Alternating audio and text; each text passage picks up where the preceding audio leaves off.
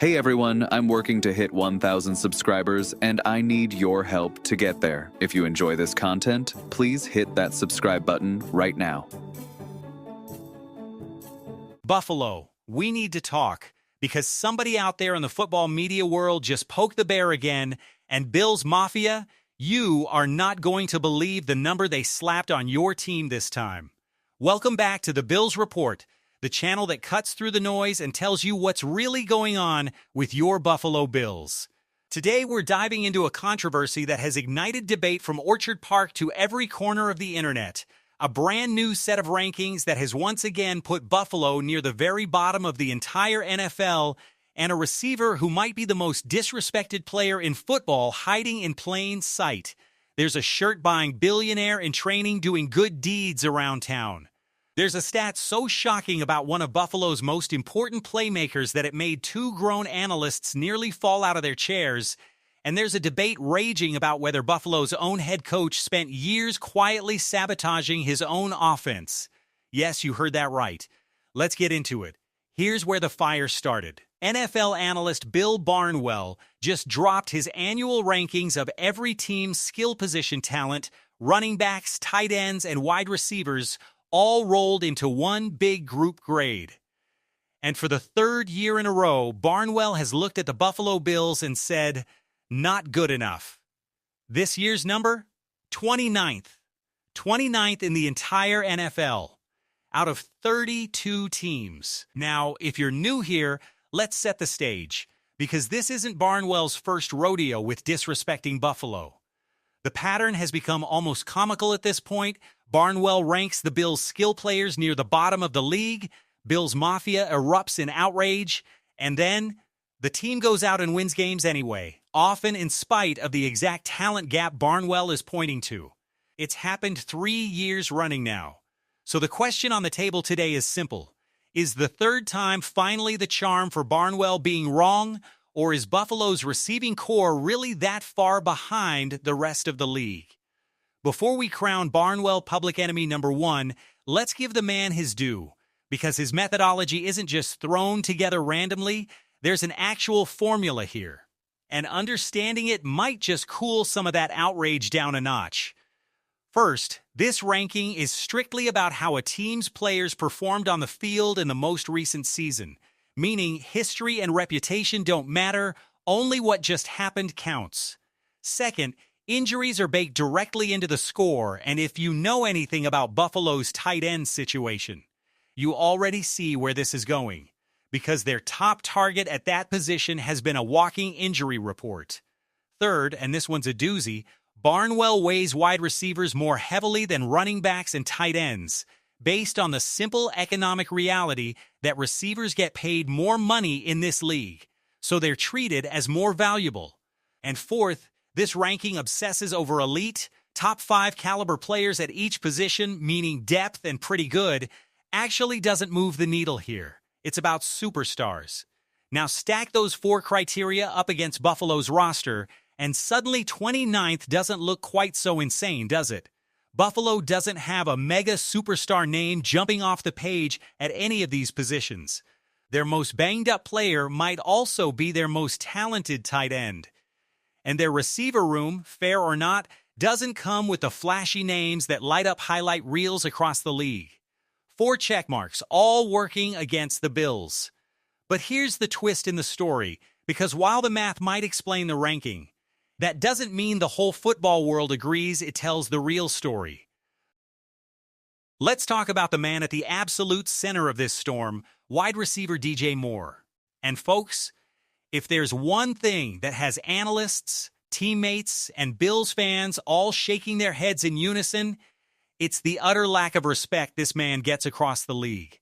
Every single conversation about DJ Moore seems to start and end with the same tired narrative: the Bills overpaid for him. That's it. That's the entire story people want to tell. But let's actually look at the URSM here, because this isn't some flash-in-the-pan gadget player. This is a receiver with 8 years in this league, someone who has averaged over 1,000 yards a year for his career, and someone sitting on more than 600 career catches. That is not a product of scheme. That is not a product of luck. That is sustained, year after year excellence at one of the hardest positions in professional sports. And here's the part that should really make you angry on his behalf. DJ Moore has spent almost his entire career throwing passes into a black hole. Before landing in Buffalo, he was catching balls from a rotating cast of quarterbacks who were, to put it bluntly, works in progress. We're talking about a young, still developing Caleb Williams, a version of Cam Newton at the very tail end of his career, who by that point looked more like a shot putter than a franchise passer. Through all of that instability, DJ Moore still put up numbers that most receivers would kill for. Now consider this jaw-dropping stat. Out of the 115 receivers and tight ends across the entire NFL who ran at least 200 routes last season, DJ Moore's catchable target rate ranked 89th. 89th. That means the ball simply wasn't arriving in catchable spots for him nearly as often as it should have been, a problem that has quietly followed him at every stop of his career. This man has never, not once, had the luxury of playing with a clearly above-average quarterback. Not once. So when the noise machine says DJ Moore isn't worth what Buffalo paid, ask yourself this. What exactly would this man's numbers look like with a legitimately elite arm throwing him the football? Because Bills Mafia, that experiment is about to happen for the very first time in his career. And there's a real belief building that we are about to see a version of DJ Moore the rest of the NFL has never gotten to witness. And speaking of good deeds, while the football world was busy debating his contract, DJ Moore was quietly doing something that had absolutely nothing to do with stat sheets. The story broke that Moore was shopping at a Buffalo area store, spotted a rack full of his own jerseys and shirts, and instead of just picking one up for himself, he bought every single one. 27 shirts in total, more than $1,000 out of his own pocket, and told the store to hand them out completely free to any fan who came in looking for one. No cameras, no big announcement, no self-promotion angle. Just a genuine, low-key gesture that only came to light because someone noticed and told the local news. In a league full of manufactured feel-good moments staged for content, this one landed different specifically because Moore never wanted credit for it in the first place. Now let's pivot to the second bombshell of the day, because if you thought the DJ Moore conversation was eye-opening, wait until you hear what's been happening with Khalil Shakir. Because this stat, and we mean this, nearly broke the internet among Bills analysts this week. Over the last 20 years, a grand total of 752 wide receivers in the entire NFL have recorded 90 or more targets in a single season. Khalil Shakir qualified for that list last year. And out of all 752 of those receiver seasons, going back 2 full decades, Khalil Shakir posted the lowest average depth of target of anyone on that entire list. His targets traveled an average of just 3.7 yards downfield. Let that number marinate for a second. 752 seasons of NFL receiving production, and Shakir's usage was the single most conservative, most check-down heavy of every single one of them. Now here's where it gets even more fascinating, because this wasn't always the case for Shakir. Just a couple of seasons back, in an earlier stretch of his career, he was running a much more vertical route tree, averaging closer to 9 yards of depth of target on a very similar volume of targets. So this isn't a talent limitation, this is a scheme decision, and a dramatic one at that. And the tape backs it up. Early in the most recent season, Shakir was averaging a strong 7.25 yards per target. But as the year progressed, that number cratered down to just 2.6 yards per target over the back half of the season. The offense became so predictable, so short and check-down heavy, that defenses simply stopped worrying about anything Shakir might do beyond 5 yards from the line of scrimmage. Buffalo has been paying this man real money to essentially run the same handful of plays over and over, and it raises a legitimate question. Were they using one of their most versatile weapons as little more than a security blanket? And that leads directly into arguably the juiciest theory floating around Buffalo right now. Was this offensive shrinkage a deliberate decision by the previous coaching regime, essentially putting a governor on Josh Allen and this passing attack? Think about it this way. For years, opposing teams have openly stated their game plan against Buffalo boils down to running the football, controlling the clock, and limiting possession specifically to keep Josh Allen and this offense off the field as much as possible, because they know what kind of damage he can do with more opportunities. And now here's the twist. Some believe Buffalo's own coaching staff was essentially doing the exact same thing to their own team, slowing the pace down, playing conservative, high-percentage football, turning what should have been an explosive, downfield vertical passing attack into a glorified extension of the running game through short passes and screens. Why would a team do that to itself?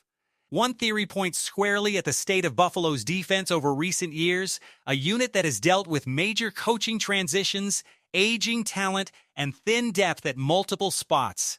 If your defense can't be trusted to hold up in shootouts, maybe the answer is to shorten the game, limit possessions for both teams, and lean on situational turnovers rather than track meet scoring. It's a chess move dressed up as caution, protect a shaky defense by refusing to let the game get out of control in either direction. But here's the maddening part of that theory. Buffalo was perfectly built to do the exact opposite. This roster had all the pieces to become a modern-day track meet offense, scoring in bunches and daring opponents to keep up. While live with defensive shortcomings the same way certain college programs famously do, score more than the other team, worry about the stops later. Instead, the previous approach seemed to intentionally slow the pace down, dunk on their own explosive potential, and play it close to the vest. And through it all, even with the offense on a leash, even with short, predictable passing concepts, even with DJ Moore fighting a ursum of shaky quarterback play his whole career, this Buffalo offense has still been putting up video game numbers. Over the last 2 seasons, this has been the most efficient stretch of Josh Allen's entire career in terms of points generated per offensive drive, and it isn't particularly close to the rest of the pack. Different weapons, different circumstances. Digs, then no digs. Aggressive passing attack, then more run-heavy identity. Doesn't matter. Josh Allen just keeps producing at a historic level regardless of what's happening around him. Compare that to some of the other so-called elite quarterbacks around the league right now, and the picture gets even more flattering for Buffalo's guy. There's a former MVP whose team hasn't cracked the top 15 in scoring in 4 straight years. There's a dynamic, ultra-athletic passer whose team posted a losing record with him under center last season. There's a Super Bowl winning quarterback who hadn't sniffed the playoffs in 4 years before his most recent turnaround. Josh Allen, meanwhile, just keeps delivering historic offensive efficiency no matter who's catching his passes or calling the plays. The most touchdowns per game of any quarterback who has ever stepped onto an NFL field. Not close. So here's where all of this collides into one giant storyline for the 2026 season. Buffalo now has a new offensive coordinator bringing fresh passing concepts into the building. Concepts that, according to comments made at this year's NFL Scouting Combine, are specifically designed to unlock more of what players like Khalil Shakir can do beyond the short, predictable role he's been boxed into. There's real optimism that Shakir isn't just a check-down guy who dumps and runs. He's shown the ability to line up all over the formation, win on crossing routes, win on slot fades, and stress a defense vertically when the offense actually asks him to. The hope now is that this new coaching staff builds in a handful of designed opportunities every single game specifically to let him operate downfield again, rather than defaulting to the same handful of conservative concepts that defined the recent past. And then there's DJ Moore, sitting right in the middle of this entire transformation, quietly positioned to become one of the most talked about stories of the entire 2026 season. If this new coaching staff opens the offense up the way the early signs suggest, and DJ Moore finally gets paired with a genuinely elite quarterback for the first time in his career, the league-wide narrative around him could flip overnight.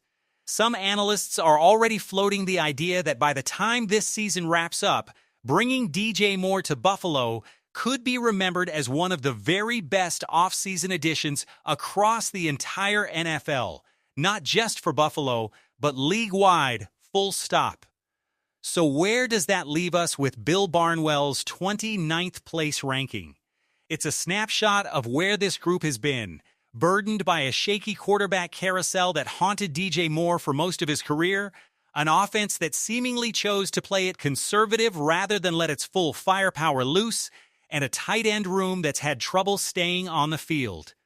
But it says almost nothing about where this group could be headed. With a new offensive mind unlocking players who have shown flashes of so much more. A receiver about to play with a truly elite quarterback for the first time in his career, and a Josh Allen who has proven year after year that he doesn't need the flashiest names around him to put up historic numbers anyway. Buffalo has been counted out at these positions 3 years running now.